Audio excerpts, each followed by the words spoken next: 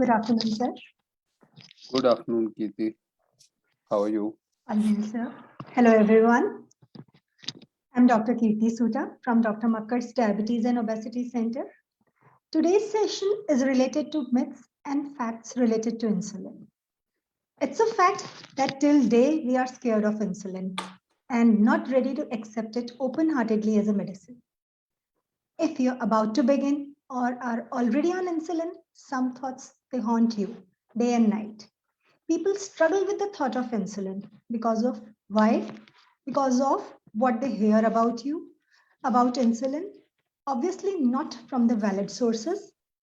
But, dear friends, it's the time that we find out how many of these myths are needed to be ignored and what are the facts that needs attention.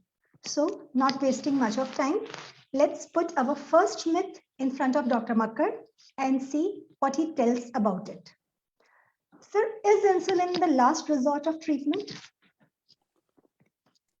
Thank you, Dr. Kirti. Good afternoon, everyone on the other side of screen. I think it is a very important area that we are going to have discussion today, and it is generally perceived by diabetes patients that if insulin is advised, they have come to the end of road, and possibly their diabetes is now at a stage where nothing can be done, or it is one way one way towards the end. So I think this is a very wrong notion. Insulin is possibly the most important medication in treatment or management of diabetes. Insulin is a life-saving drug, and insulin discovery and its related developments have led to 4 Nobel Prizes in medicine. So it is a very, very important medication. The important thing is why this myth is there. Because most of the people keep avoiding insulin till they can avoid. And once they end, because they are, ongoing basis, they are avoiding insulin, despite their sugar levels are not controlled well, they get into complications. Over a long period of time, diabetes keeps on damaging their organs and various tissues, and they get complications. And once they get complications, they have to be on insulin at some point of time. And then they feel, that insulin is the last resort, and we have come to an end. Problem is, if the people start taking insulin at a point of time when it is required, possibly they can prevent all kinds of complications, and they can live a better quality of life, and they will live more or less normal life and have a good longevity also.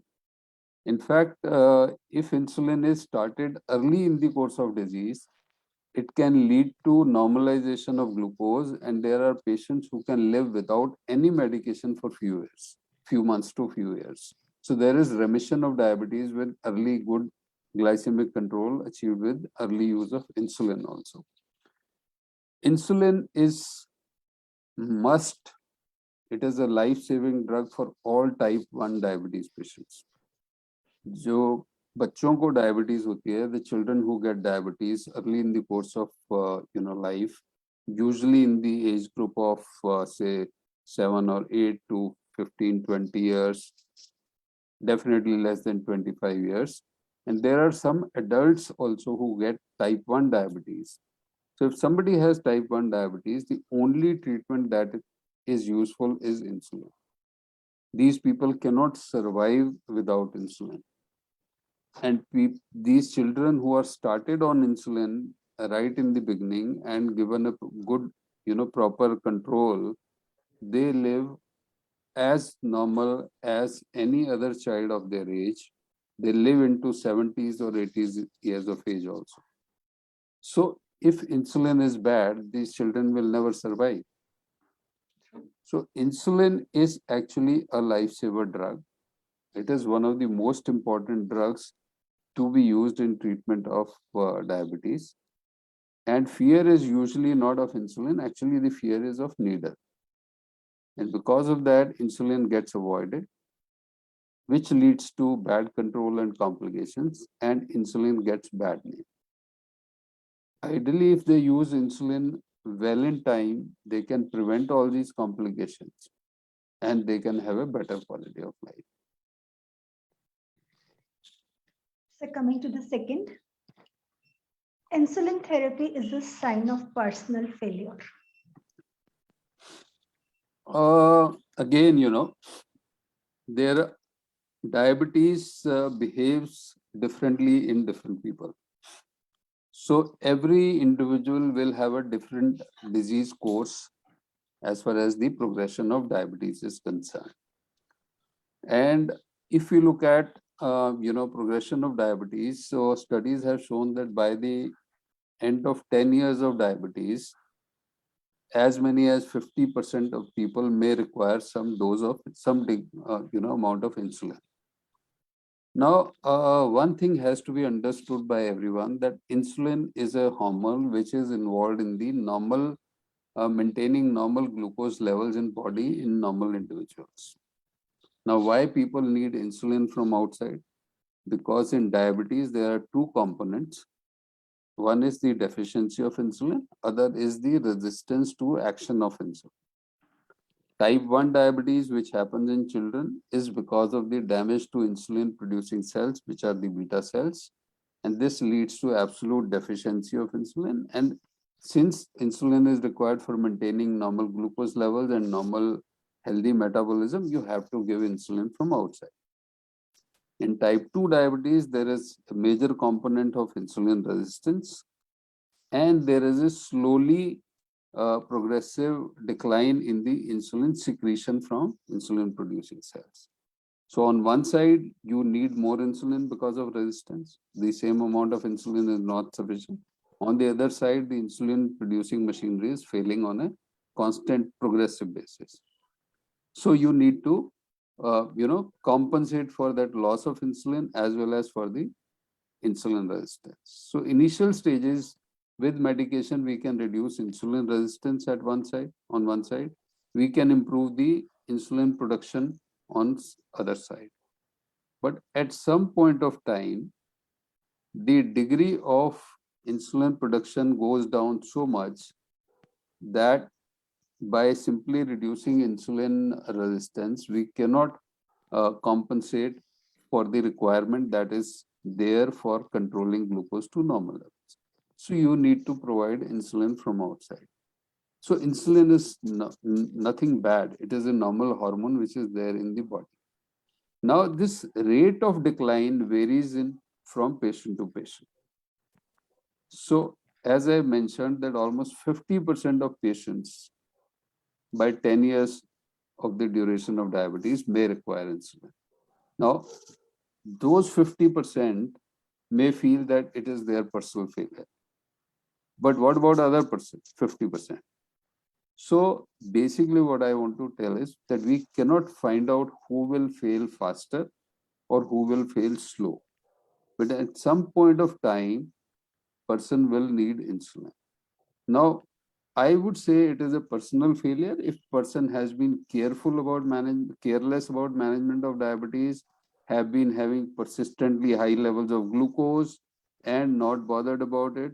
So this will lead to glucose toxicity, which further worsens the insulin production in body. But if somebody is maintaining a good glucose control with whatever medications are advised by their treating physician and maintaining a good healthy lifestyle, then in due course of disease progression, 50% or more will require insulin. And some point of times, everybody will require insulin maybe. So it is nobody's personal, it should never be perceived as a personal failure. It is the disease process. Now somebody gets affected more, somebody gets affected less, and that is how it is. So let's stop this blaming game. Yeah. Insulin causes weight gain. Yes. So it is very important to understand why there is weight gain. One, insulin is an anabolic hormone. It improves the metabolism in body and it helps in maintaining normal body weight. Also, insulin is a very important hormone which plays important role in maintaining the normal appetite and satiety. And it provides signals to brain also about the caloric status or the calorie storage in body. So it is an important anabolic hormone which regulates not only glucose metabolism but other, protein metabolism also, and tissue repair and so many things. So insulin is a important hormone in that respect. Glucose metabolism is just one of the aspects. Now, insulin leads to some amount of weight gain, but that weight gain is only in the range of 1 to 2 kg at best. And with the newer insulins, we don't see any weight gain. But the problem is the people who are uncontrolled in terms of glucose levels, they have high glucose levels, that uncontrolled diabetes leads to weight loss. So once we correct the glucose levels, they shift from the negative metabolism to positive side, catabolic state to anabolic state. And during that shift, the weight they had lost during bad control, as the control improves, they start replenishing or regaining that lost weight. So it is not the weight gain caused by insulin, it is weight gain usually happens with correction of the glucose levels towards normal. And this weight gain can be as high as 3 to 5 kg also, depending on how much person has lost because of the poor control. So weight gain is not a major challenge with insulin. Only thing is, once the sugar gets controlled, there is some amount of weight gain, which is a catch-up gain, which person has lost because of the bad control. Should I take the questions first or my myths and facts first? We can take questions in between also, not a problem. Okay, so I'll take one question. Should the amount of insulin taken be changed based on food intake? How should the dosage be reviewed? So it can be changed depending on the food intake, and there is a system of calorie counting. And every carb portion, which is about 15 grams of carb, is equal to 1 carb count and requires about 1 to 2 units of insulin. But you have to calculate insulin glucose ratio, then you can get this calorie counting. You can learn this from your treating dietitian or treating physician. And based on that, you can keep changing the dose also. So changing dose based on diet or exercise can be done, provided you understand how much is the component of calories in your diet. So you really need to identify, what you are eating is going to have 3 or 4 carb portions, or 2 carb portions extra, and how much insulin according to that you will have to increase or decrease. But it is doable. So my next point, insulin therapy will restrict your lifestyle. I would say largely no, but to some extent yes, and that is more of the apprehensions rather than actual issues. I know people who are very comfortable injecting insulin sitting on a dining table in a restaurant also. They don't bother. There are people who will try to go to washroom, and that there too they will be hesitant about injecting insulin if somebody else is there. So I think there is hesitation, but otherwise there is, in fact, if you are taking insulin and if you are on a good insulin regime, the restrictions are actually less in the life of our diabetes patients as compared to those who have diabetes and are not on insulin therapy. See, now we have insulins which can give a customized kind of eating pattern, can be insulin dosage can be varied with the eating pattern or exercise. People who can afford insulin pump can, keep using, once they start using pump, they can set the range on the pump, and the pump is constantly communicating with the sensor which is applied on body, understands the glucose levels, and accordingly keeps, regulating insulin flow. And you can say set the range in say 90 to 140. So if the glucose levels start falling towards 90, it will give an alert that your sugar is going towards low levels. And there is a suspend function in the pumps that once it reaches low 90 or below, it will stop giving more insulin. And till the sugar level goes up again above the level of 110 or 120, whatever settings you make, the insulin infusion will start. So there are so many things that can be done, and it doesn't actually restrict life, and injection is virtually painless. I can bet anybody who says it is painful is lying, because I have injected on myself multiple times during training programs, telling people how to use insulin, how to inject insulin. And the needles that are being used today are so fine that pain caused by that injection is virtually not perceivable, or at best, it is much less than a mosquito bite. So that is not a challenge. So I don't think insulin actually leads to restriction in lifestyle. It actually gives you more flexibility in lifestyle, provided the person is not kind of apprehensive about using it in a public place, or the social reasons, or you know. Sir, as we repeatedly say, please don't take it as a social stigma. Accept it as a disease, and insulin is a medication. Absolutely right. So my next point is insulin is complicated? No, I don't think so. It's not. In fact, now we have, insulins which we use according to the requirement of patient. We have insulins which will control their fasting glucose. We have insulins which will control only their post-meal glucose, and they can, take insulin based on the meals they are taking. So they have to take insulin just before the meal. If they are not eating, they can skip their dose. If they are eating, then they can take dose. If they are eating extra, they can calculate based on what they are planning to eat. They can increase their dose. So it actually offers a lot of customization in the lifestyle. The person can have a much more flexible lifestyle. So I don't think there is any issue with the insulin as far as the restriction in lifestyle. It gives you actually more flexibility and more control of your own lifestyle, rather than having any kind of restriction. Insulin is addictive. The biggest addiction that one has, if you ask me, is food. And person gets addicted to food right from the day the child is born.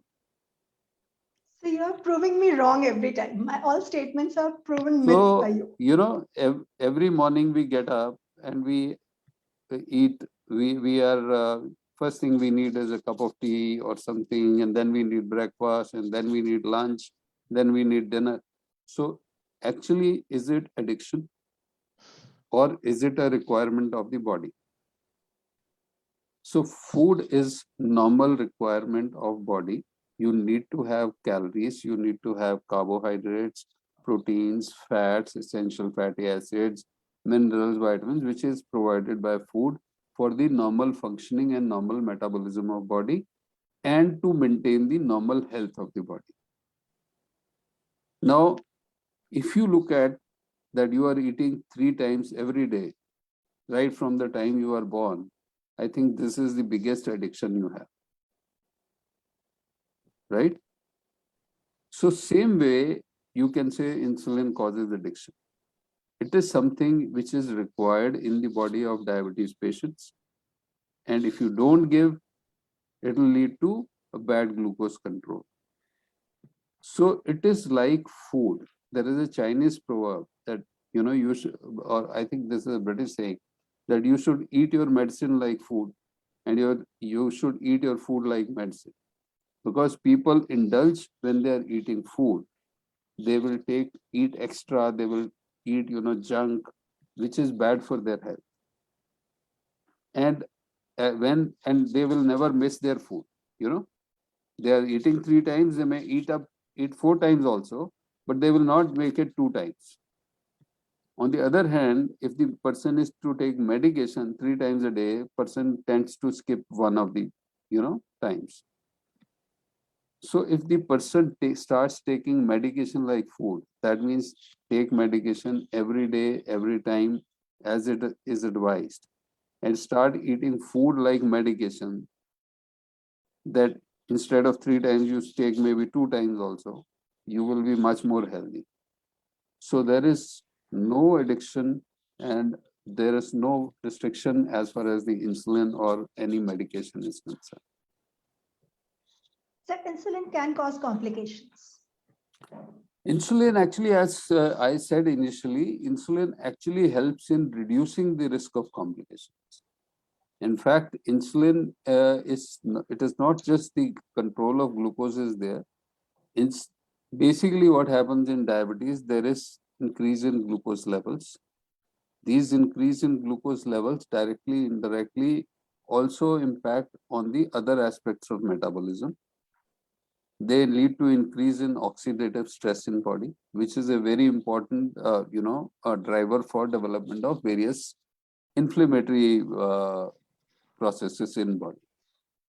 So in diabetes, there is an ongoing inflammation which in various tissues, especially in the blood vessels. And because of the inflammation in blood vessels, there is narrowing down of the blood vessels or blockage happening, which leads to heart attacks, which leads to strokes, paralytic attacks, sudden death, or blocking of the arteries in limbs, or various organs get damaged. Now, insulin has very important, in addition to glucose lowering, insulin has very important anti-inflammatory properties also. It suppresses inflammation in body. So, if you are using insulin, you are not only controlling glucose, but it helps improving in the overall healthy state of the body. Inflammation is not good for health, suppresses inflammation.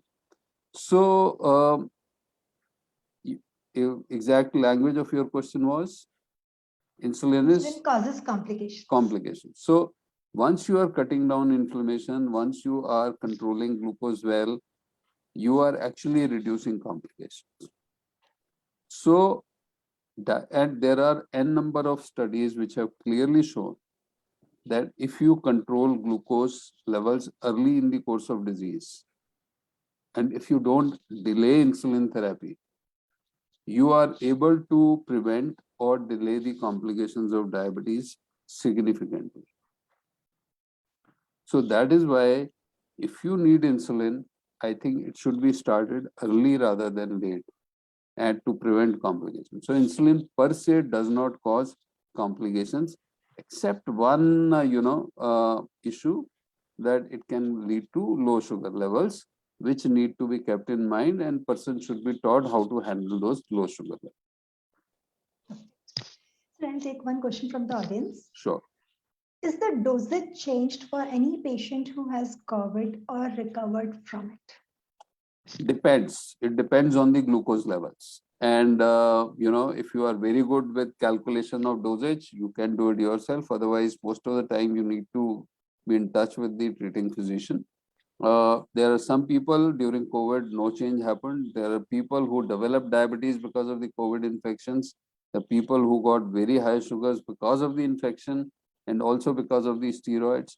There are people who did not get very high sugars even on steroids. So it depends from patient to patient, and the dose has to be adjusted according to the glucose levels. My next point, using insulin during pregnancy will harm the baby. As of now, insulin is the only proven safest drug for use in pregnancy with high glucose levels, whether it is gestational diabetes or hyperglycemia of pregnancy or pre-existing diabetes during pregnancy. insulin is the only safe option. So there is no other drug recommended for use in pregnancy except for insulin for management of diabetes. Insulin injection is painful. I mentioned, I don't think it's a very wrong notion. Very sadly, it is there, and the problem is, I don't think it is just the problem with patients or people. I think there is some part of it comes down from the healthcare professionals also.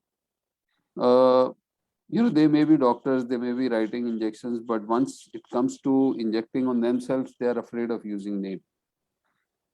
So somebody who's afraid of using needle will never be, very convincing about use of needle. The problem as of now is that insulin is a protein, and any protein in food gets digested by enzymes in the body, in stomach. So if you take insulin orally, it will also get digested. It will not give you any clinical effect. And that is why it is to be given injectable, right? Now, how should I explain this? So I don't think there is any issue. And needle is not painful. Forget about it. It is absolutely a wrong notion. Doesn't cause pain. Injecting insulin is a baby's game. Most of the children who are, say, 8 to 10 years of age, they start injecting their insulin on their own and they don't get any issue. But most of the time, the parents are more, apprehensive about the injection than the child is. And you have seen in our practice, we teach so many children how to inject. They inject themselves. There is no problem. So it's just you have to teach the patient कि Yes. needle आप change कर लीजिए, site rotate कर लीजिए, और fridge में से directly निकाल के नहीं लगाना. Let it come down to There is another important, thing which people need to understand. Every time they inject, they put it back in the fridge. Yes. So insulin is good. It stays good for a month or maybe month and a half, even at room temperature. So once you start using a vial or cartridge, you can keep it in the room at room temperature. And most of the people who are, connected here on the Facebook don't have houses where there is no air conditioning or air cooling. So inside the rooms, the temperature is less than 27, 28. And within that temperature range, insulin doesn't get ineffective, even if it is used over a month, 1.5 month period. So you don't need to put it in fridge every time. So you can use it keep it in some safe dark corner of the house where there is no direct sunlight coming, and it is relatively cooler, and you can use it. And then it doesn't cause pain. Then it doesn't cause pain also. So I'll take another question from the audience. Is it true that insulin causes sodium and water retention for a heart failure patient? To some extent, it leads to, see, this is the metabolic effects of insulin. So there is some amount of salt and water retention, but that does not mean that insulin will precipitate heart failure. In fact, now we have started getting some of the medications which have shown benefit in patients with the diabetes and heart failure. Otherwise, the only medication that you use in patients with heart failure is insulin, right? So insulin is the only medication which was earlier, used for treating diabetes or high glucose levels in heart patients. And in those patients, there was very interesting study which looked at use of insulin in all kinds of surgical patients admitted to ICU, irrespective of diabetes levels. So even with normal glucose levels, people were giving insulin. Or I think in this study, they had given to all kinds of diabetes and kept their sugar levels around 80, 90. Very good control. So average stay in the ICU got reduced by almost half, and the death rate came down by almost 30%. simply because of the tight control achieved with use of insulin. But then, this was a difficult study, not many people could replicate. So using insulin is always an advantage. And in heart failures also, achieving good control is very important. In addition, you can use now other medications which are available, but insulin has no contraindication for patients with heart failure. So my last point, insulin causes hypoglycemia. Yes, insulin causes hypoglycemia. We know that because it is a very potent hormone. This is the when no when you a person reaches a stage that no anti-diabetic medication is working, insulin will still work, and insulin will bring down glucose in a dose-related manner, right? So since it is so effective, if you are using it on a rapid titration, you are more likely to push the glucose below the desired normal level. So there can be, hypoglycemia. But hypoglycemia is something which is not a major issue if patient is taught how to manage hypoglycemia. So patient should know what are the symptoms of low sugar level, at what level the low sugar level starts causing symptom, and how person has to treat that low sugar level. Now, it is very simple to identify. The usual symptoms are headache, sweating, tremors, palpitations, feeling low, feeling of excess hunger, drowsiness. Person may behave as if person is drunk, and person loses senses. But majority of people will come to know that they are having problem, right?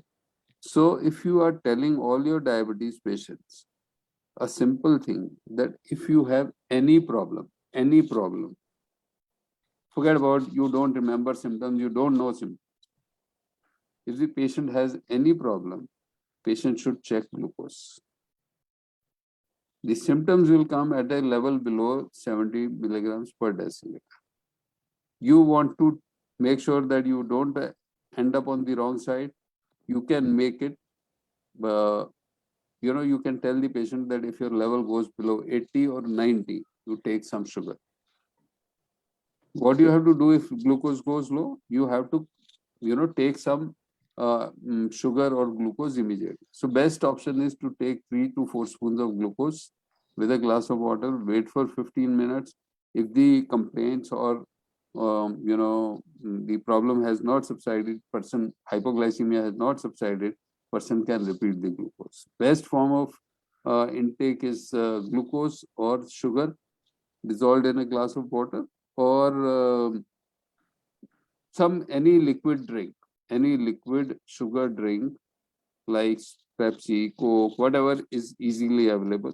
Person can take that. We hardly use glucagon injection, which is used in management of hypoglycemia abroad. But most of the people don't need it if they can identify that they are going low.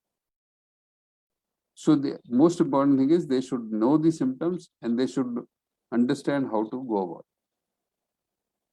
Sir, any other point you would like to add more? I think I would like to say is that stop listening to trash about insulin. If you need more information, go to authentic websites. There are very nice websites about, diabetes information. You have International Diabetes Federation website, idf.org. You have diabetes.org, which is American Diabetes Association website. We have our own research society website, rssdi.in, which is India's research society. So there are authentic websites where you will find authentic information. And, I don't think there is any reason to get panicked or apprehensive when insulin is prescribed to somebody. If person, fine, there is small degree of apprehension, but if you inject on yourself 2 or 3 times, you will never say no to insulin. There is no problem. And most of the people feel actually better we put, there are situations when we put them on insulin for a transient period, but they don't want to go back to tablets because they feel much better. So in the end, I would just like to convey this thing to my audience. Diet, exercise, regular monitoring of your blood sugars, and adherence to medication are the important factors in the management of diabetes. Diabetes management medication includes oral and injectable medications like insulin. So please don't go by the myths. Try to find out the facts and accept insulin as a medication, not an addiction. It is one of the best medications for management of diabetes. So with that, we conclude. Thank you very much, and hope to see you again on next Thursday, 3 p.m. Thank you everyone for joining. Thank you.